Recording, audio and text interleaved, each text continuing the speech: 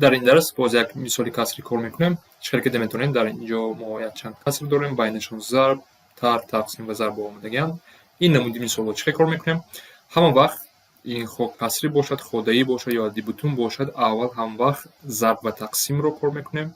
اگر درجه میشود، اگر اول درجه رو کار میکنیم، بعد ضرب تقسیم یا تقسیم ضرب کدامش که یکم بیاید، بعد جمع تق کار میکنیم. در اینجا چطور که میتونیم در مثال اولی ما ضرب آمده است، کاری اولی ما این رو کار کرده می شود. بعد دوم کاری ما طرح نه تقسیم رو کار میکنیم، چون که تقسیم اولی آمده است از بعد ضرب. بعد ضرب رو کار میکنیم و در آخر اینها رو ما طرح میکنیم. نتیجه یکم طرح نتیجه 2 و 3 است. اینها رو طرح میکنیم. این کاری چهارمی ما می شود.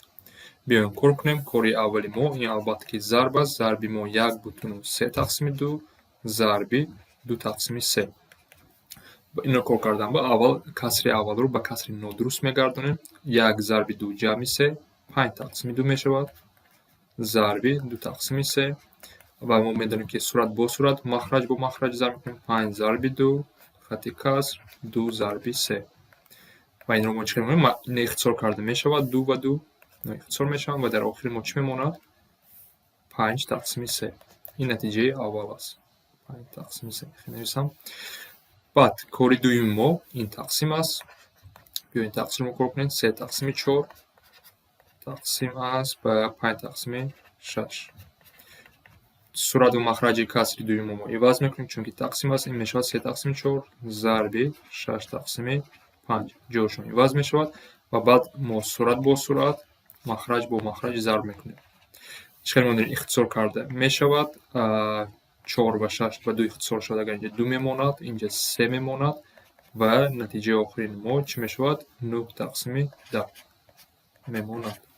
کاری سوم ما این نتیجه دوم ضرب 4 تقسیم 6، یعنی کاری ما 9 تقسیم 10 چی که ما در نتیجه دوم یافتیم ضرب 4 تقسیم 6 صورت با صورت 9 ضرب 4 تقسیم 10 ضرب 6.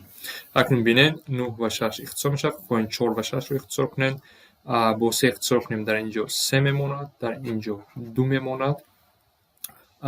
2 و 4 اختصار کنیم، در اینجا 2 میماند. 2 و 10 رو اختصار کنیم، در اینجا 1 میماند و در پایان 5 میماند. یعنی در آخر نتیجه ما چی میشد؟ 3 موند 1 3 تقسیم 5. و در آخر نتیجه اول طرح نتیجه سوم. کاری آخرانی ما این می شود 5 تقسیم 3. این کاری 4 می شود 5 تقسیم 3 طرح 3 تقسیم 5. چطور که میبینیم مخرج ها هر خیلی هستند. این کاری 4 در اینجا داخل ندارد. مخرج های برابر میکنیم. به این 5 میدهیم، به این 3 میدهیم. 25 طرح 9 مخرج ما 15 می شود. و این به چند برابر می شود؟ 16 تقسیم 15. این جواب درست است، لیکن این جواب رو ما به شکل درست هم گردیده میتونیم. چه میبینیم 16 از 15 کلان است. این یک بتون 1 تقسیم 15 می شود.